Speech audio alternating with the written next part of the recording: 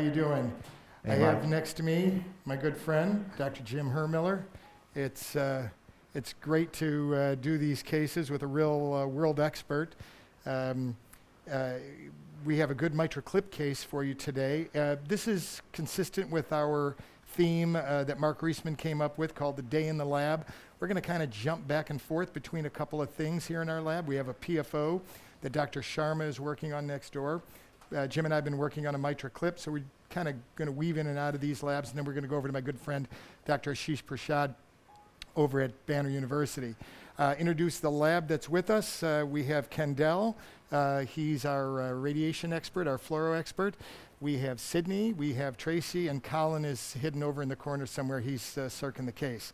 This is a real expert group of cath lab personnel that we have. They do a spectacular job with our structural patients. Can you go to the presentation? So this is a patient that was referred to me specifically by Alan Tenaglia and Phil Gideon for this program. They had an 89-year-old patient with a history of severe symptomatic degenerative MR with posterior leaflet prolapse. You'll see that in a minute. She has rather significant kyphoscoliosis, reflux disease. She's been on thyroid replacement therapy, and she has COPD. She was symptomatic, and we knew that we had to do something. She was declined traditional surgical mitral repair and replacement, and cardiac catheterization was performed several weeks ago and was completely normal. You can see what we're dealing with. I have also my echo guru and very close friend, Dr. Robert Burke. It's been just a great run with him these past 5 or 6 years. Bob, thank you for being with us as always. Thank you. Bob, you want to talk to us about what we're seeing on that echo, and then you can go live to your own echo and describe what we're seeing. Well, what we're dealing with right now is actually, we're sort of at the end of a case, believe it or not, guys. Well, but look at over at the confidence monitor, Bob, over this way, the confidence. Okay, so baseline. Yeah. So we have baseline is we had significant biatrial enlargement. What you can see in this view before you get to anything else is that there is significant posterior leaflet prolapse, and the posterior leaflet is large. It makes up almost 50% of the annular dimension, which is a little bit unusual. Go to the next slide. You see a little bit more of that there, Bob, and go to the next slide. And again, LV function looks good. We didn't have any issues with LV systolic dysfunction. And what we're seeing here is that there is significant prolapse with regurg. You can see how much mitral regurgitation there is on color flow. And it is, you know, when you look at this, it is lateral there, isn't it? Yeah, it's not a true bicom. It's a little bit tough to really characterize exactly, but it does look more lateral. Even though it's between central. a bicom and a zero, you get the sense it's. So Jim, you want to talk about, you know, this day in the lab theme that Mark Reisman came up with was to work and have the audience weave in and out of the various cases we're doing. So Jim and I started working about 20 minutes ago on getting the clip into the atrium, the left atrium.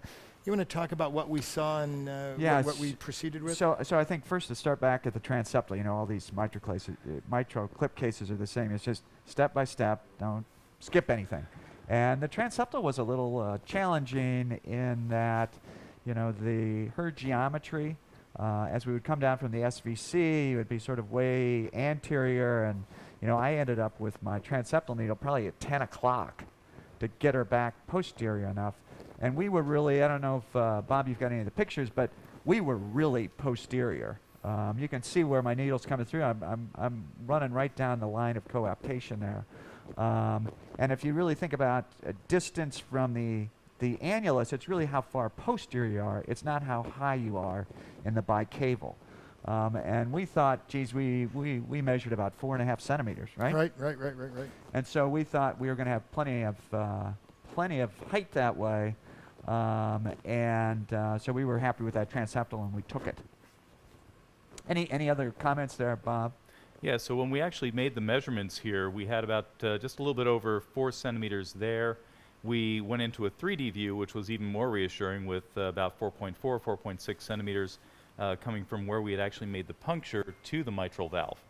Yeah, and with the NT, you know, in the old days, 4 centimeters was fine, but With the old device, as you came medial, you had to give it plenty of posterior, and so you would raise up the device. These days, with just the way the NT works, you come pretty much straight down medial, and so you need really more height.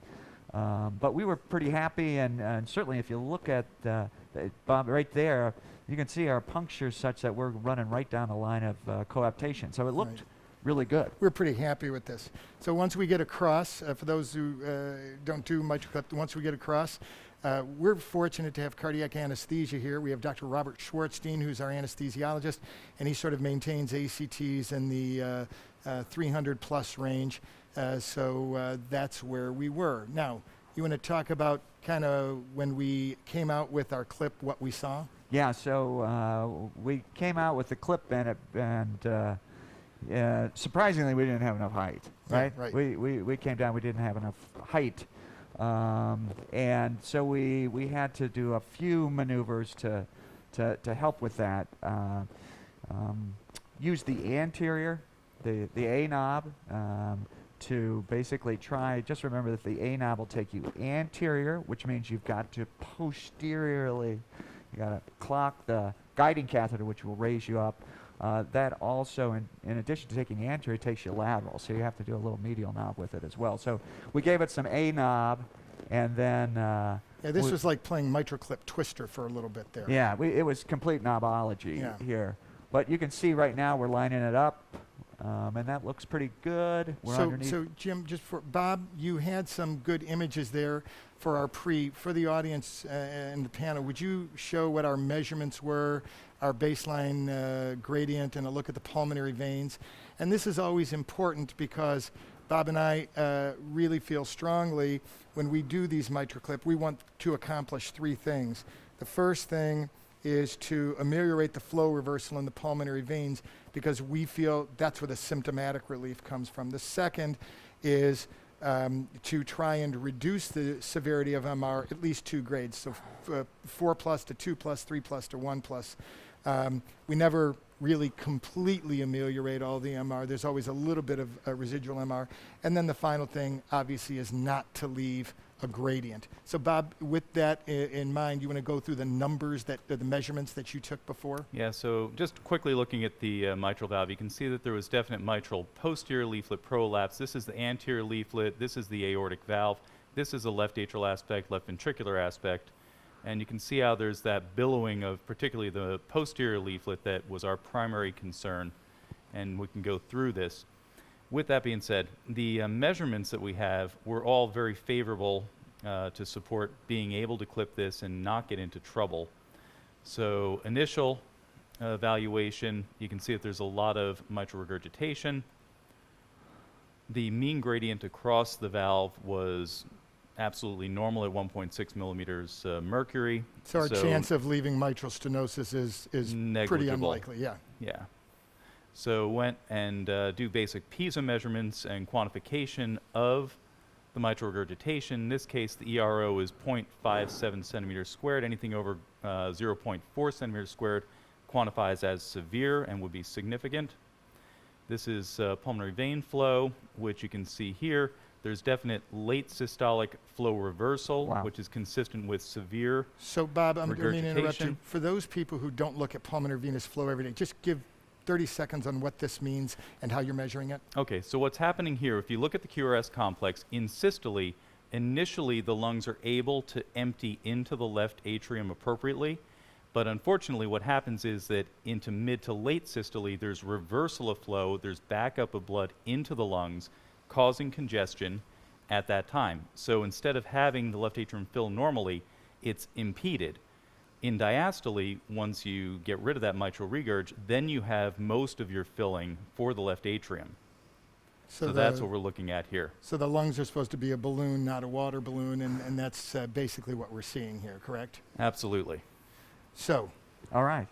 So anyway, after a little bit of knobology and some A and some posterior tilt, we kind of crossed and we set ourselves up to do a grasp. And I'll tell you, we were having trouble with the height, just even pulling back out. You Yeah. can see fluoroscopically, if you can go to the floor, if you can see that, I'm understraddled there to basically gain a little bit of height.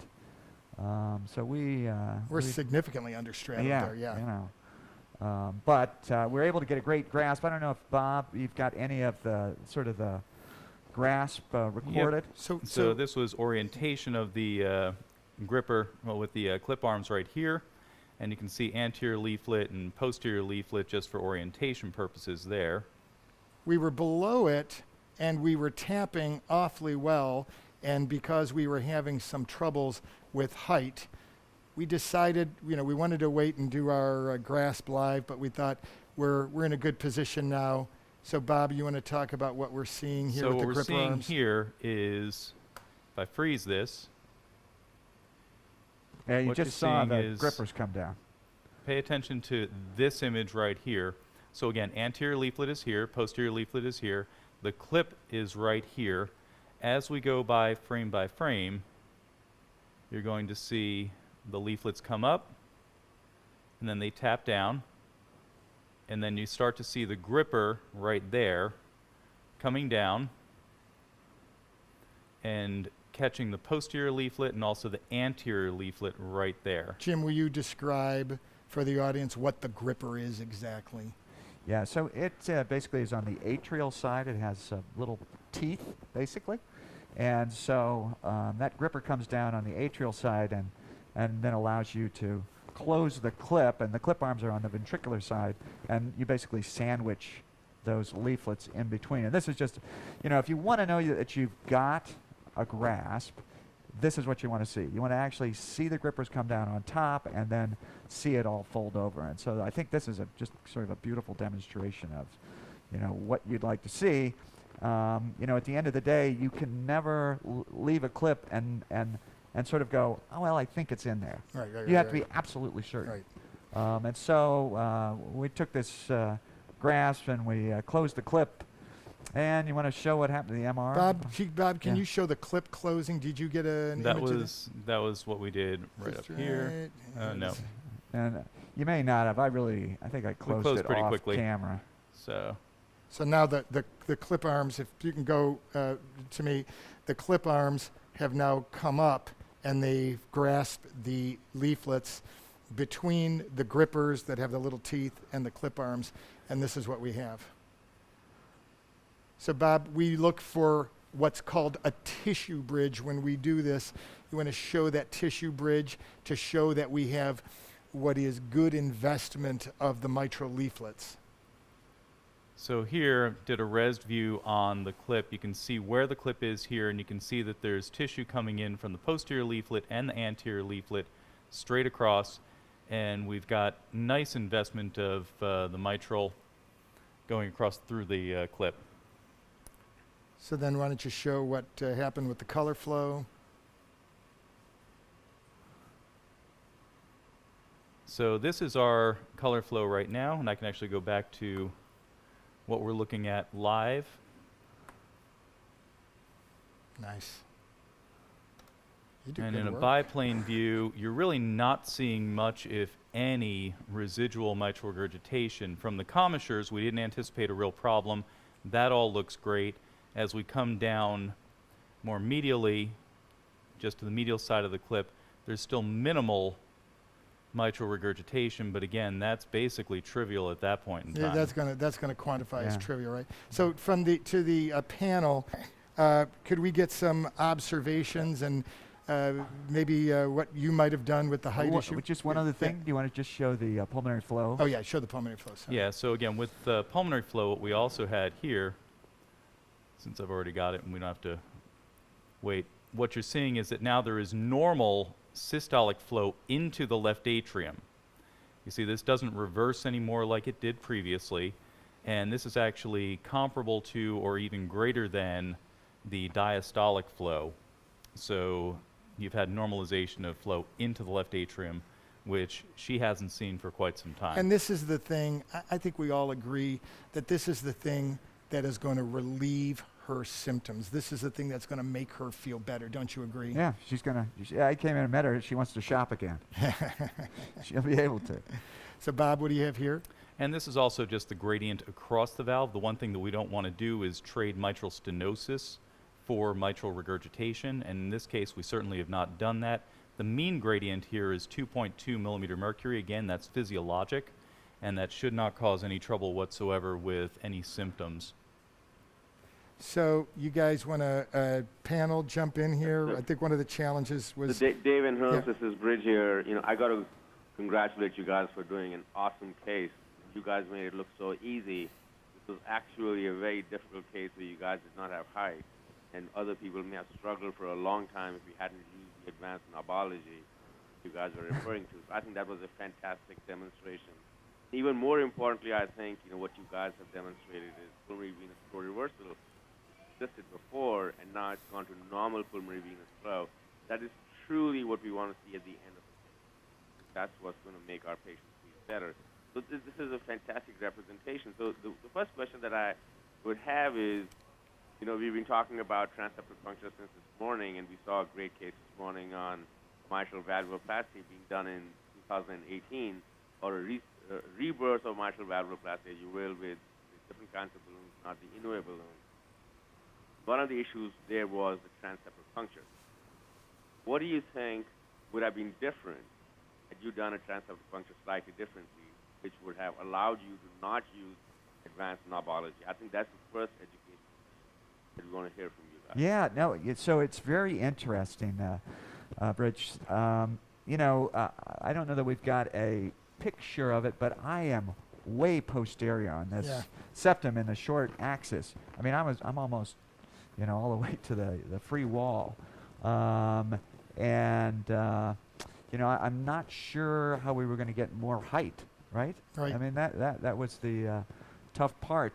And it's almost as though whatever her geometry is, once we came across, put a little bit of M, we really, I don't know if the septum sagged or what exactly, but we just lost a lot of that height, because to start out we were 4.5, as Bob pointed out, which should be plenty. But every one of these patients, the way their IVC, their septum, their mitral valve, that relationship is different, and I'm not sure what else. We could have used your help to try and get some more height here, but Well, I'm not sure about that part. So, interestingly, what Mark Reisman was alluding to this morning is traditionally we've chosen inferior posterior for appendages and superior posterior for mitral valves, if you will. And I think you really have to change that. Right, okay, this is what the anatomy of the patient looks like, and this is where I think the best transeptal function is. yeah, So no longer proverbial superior, posterior, or inferior, right. depending on where you want to go. Molly, what are your thoughts on it?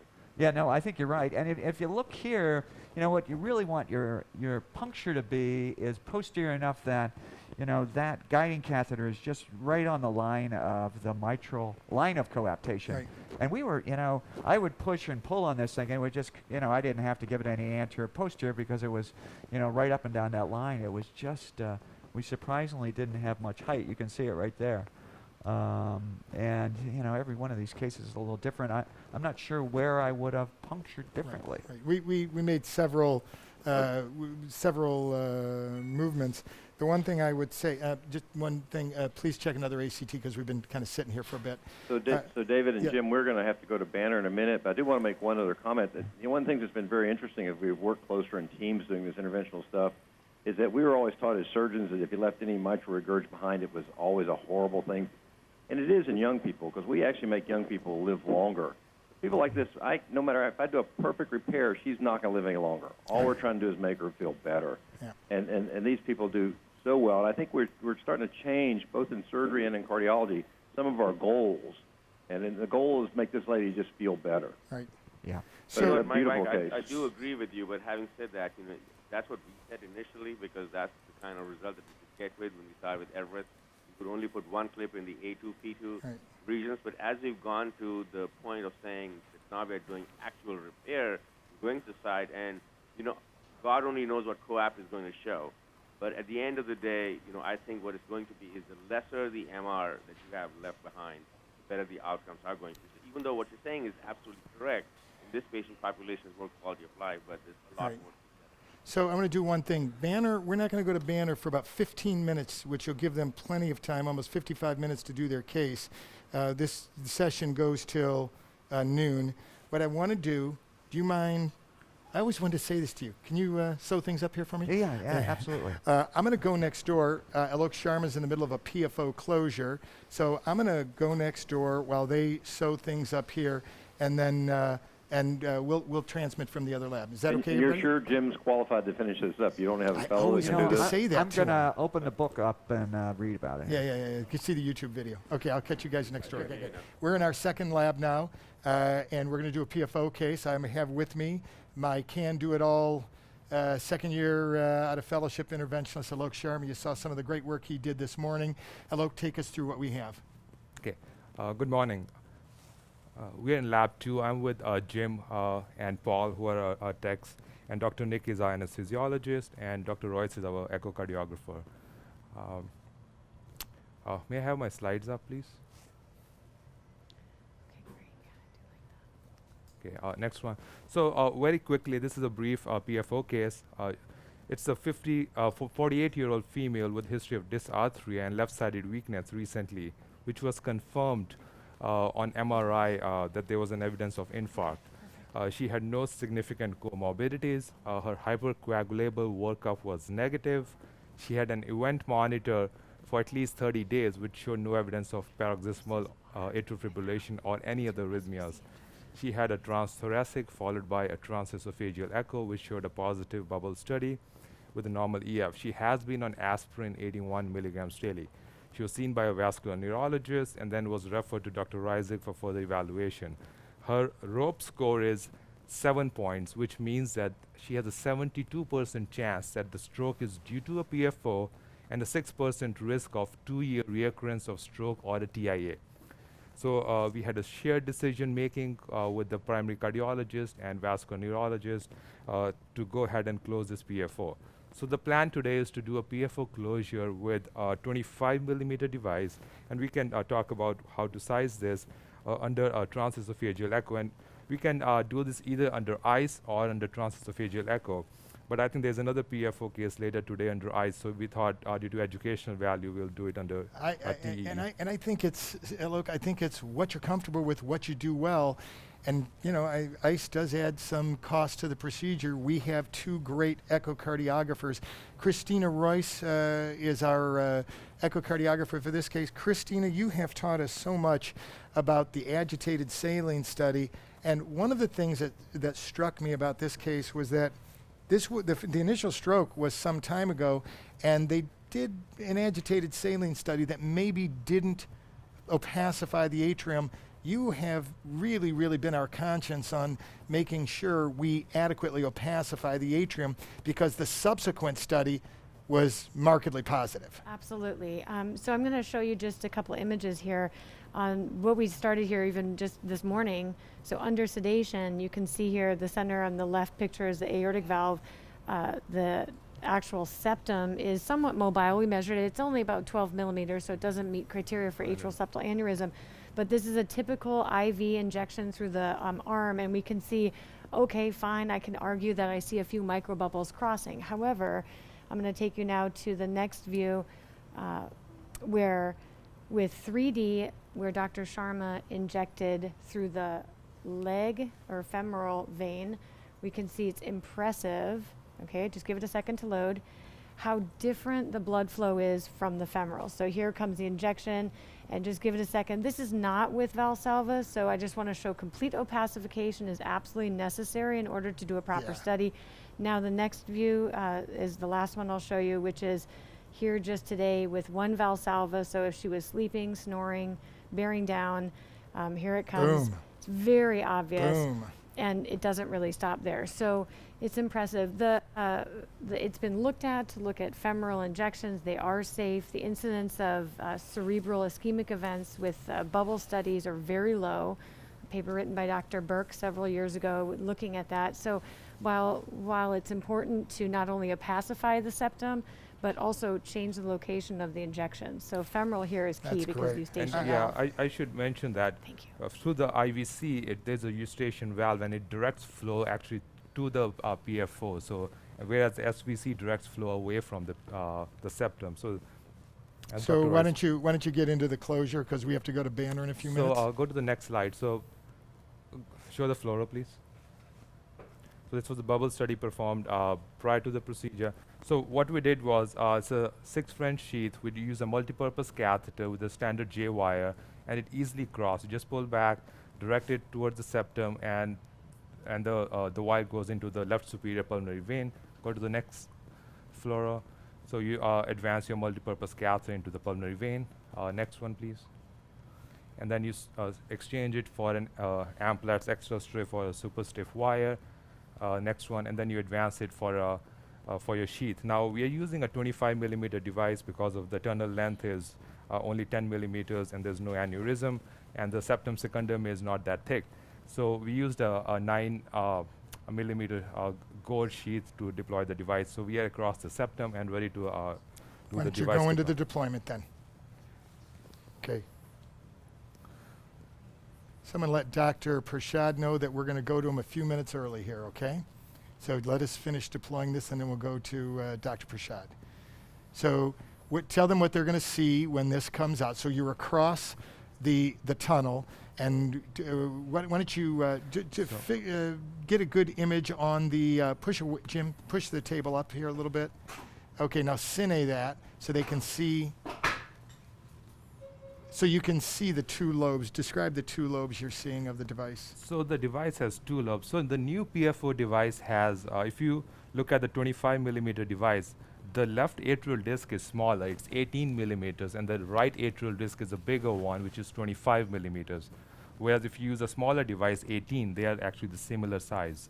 So here you're going to see that when the device comes out, I usually don't like pushing the device out. So what I'm going to do is advance it till the tip and then just unsheath that. Very important technique related issue. He's not pushing the device out of the sheath. And then you see that Yeah. the left atrial disc is there. You just pull it towards the septum, and Bob, do you want to show that on echo where we're at there? Or Christina, I'm sorry. There we go. There we go. so you see Christina, that you want to against- describe what you got there? Yeah, let's see here. Okay, Doc. So on the top of the screen, you see that it looks like the disc is being deployed in the left atrial side. And you are in a good position here. You're I going to s- pull it again and we unsheath the go. right atrial disc Nice. Nice.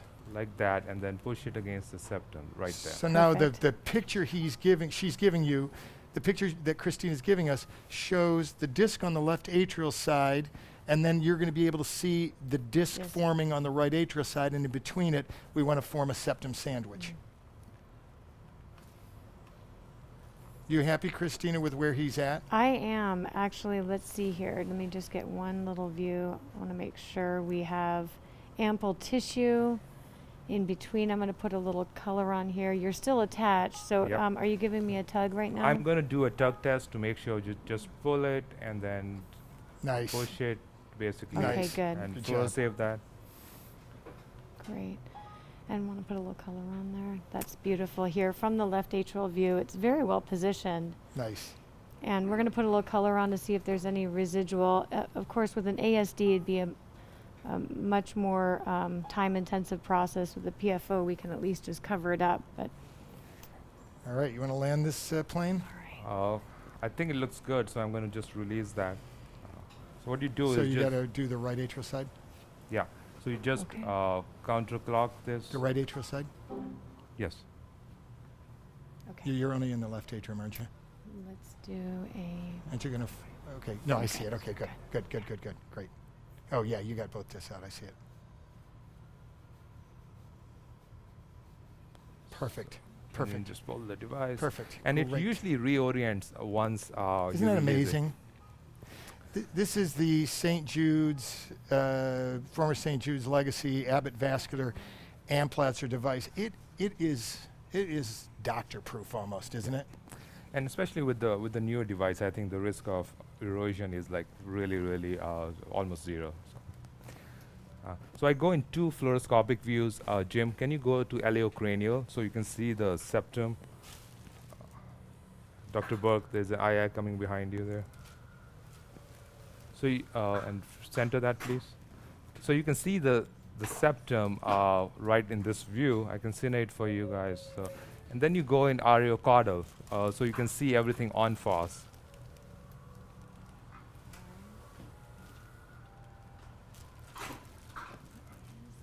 Keep going. A little bit more caudal and more areo, please.